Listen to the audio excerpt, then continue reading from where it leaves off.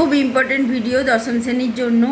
দেখো, বাংলায় আসে নামকরণের সার্থকতা এবং বিষয়বস্তু লেখো। বিষয়বস্তু আর নামকরণের সার্থকতা কিন্তু এক নয়।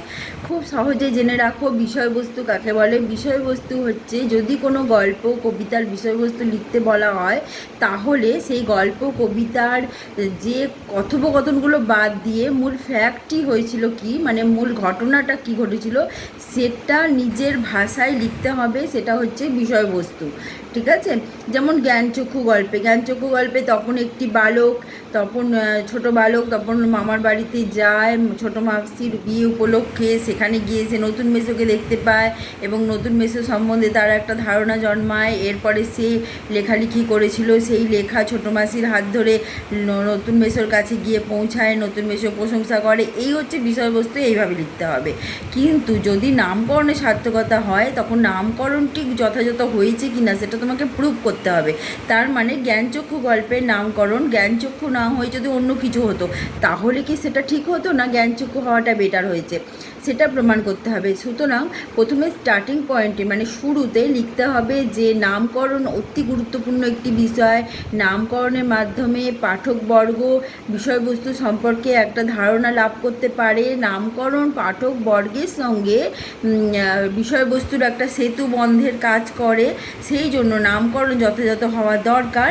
সেটা বলে নিয়ে দ্বিতীয় অনুচ্ছেদে আসবে। দ্বিতীয় অনুচ্ছেদ মানে দ্বিতীয় প্যারাতে আসবে। দ্বিতীয় প্যারাতে খুব সংক্ষেপে বিষয়বস্তুটা লিখতে হবে।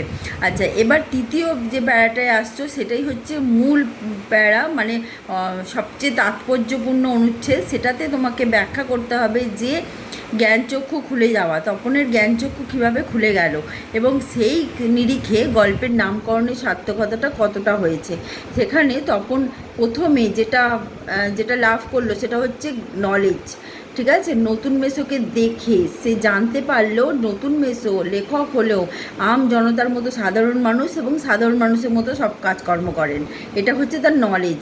আচ্ছা, দ্বিতীয় হচ্ছে নতুন মেসোর মাধ্যমে সে যখন গল্পটা ছাপাতে দিল, গল্পটা কারেকশানের নাম করে তিনি পুরোটা পাল্টে দিলেন এবং নিজের কৃতিত্ব আদায় করলেন। নিজের হয়তো কিছুটা হিরো সাজলেন তার স্ত্রীর কাছে এবং কৃতিত্বও আদায় করলেন।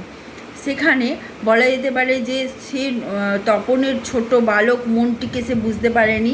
তপন কিন্তু তার সৃষ্ট কর্মকে হারিয়ে ফেলে সন্তান হারা মায়ের মতো ছটফট করতে থাকে। সেখানে সেই মনটাকে কিন্তু সে বুঝতে পারেনি। একজন সৃষ্টিকর্তা তার সৃষ্ট কর্মের মাধ্যমেই বেঁচে থাকে। ঠিক আছে? তা সে যেমনই হোক না কেন। এবার দেখো, নতুন মেসো সেটাকে না বুঝতে পেরে একটা এমন ঘটনা ঘটালেন যেখানে ছোট বালক তপন খুবই আহত হলো, মর্মাহত হলো। এর মাধ্যমে তপনের বোধোদয় হলো। তো যে বোধোদয়টি হলো সেটা হচ্ছে উপলব্ধির মাধ্যমে। এই বোধোদয়কে বলা হয় উইজডম। তাহলে প্রথমে যেটা আমরা পঞ্চ ইন্দ্রিয়ের মাধ্যমে শিখি সেটা নলেজ, দ্বিতীয় হচ্ছে উইজডম। দুটোই কিন্তু জ্ঞানের উদয় হওয়া। ঠিক আছে? জ্ঞানচক্ষু খুলে যাওয়া। তাহলে গল্পের নাম জ্ঞানচক্ষু হওয়া সার্থক। এটা তোমাকে বলতে হবে। এটা বলার পর কখনো বলতে যেও না যে নামকরণ সার্থক হয়নি। ঠিক আছে? তোমাকে প্রুভ করে দিতে হবে বিষয়বস্তুর আঙ্গিকে।